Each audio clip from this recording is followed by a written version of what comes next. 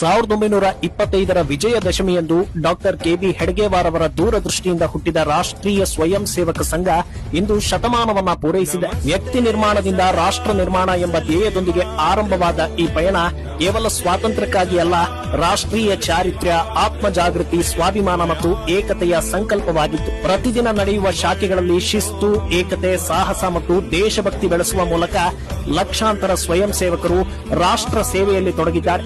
ಇಂದು ಭಾರತದೆಲ್ಲೆಡೆ 83,000ಕ್ಕೂ ಹೆಚ್ಚು ಶಾಖೆಗಳು ಕಾರ್ಯನಿರ್ವಹಿಸುತ್ತಾ ಇದ್ದು 1.29 ಲಕ್ಷಕ್ಕೂ ಹೆಚ್ಚು ಸೇವಾ ಯೋಜನೆಗಳ ಮೂಲಕ ಶಿಕ್ಷಣ, ಆರೋಗ್ಯ, ಪರಿಸರ, ಗ್ರಾಮಾಭಿವೃದ್ಧಿ, ಸಾಮಾಜಿಕ ಸಮರಸತೆ ಮತ್ತು ಮಹಿಳಾ ಶಕ್ತೀಕರಣಕ್ಕೆ ಪ್ರೇರಣೆ ನೀಡುತ್ತಿದೆ.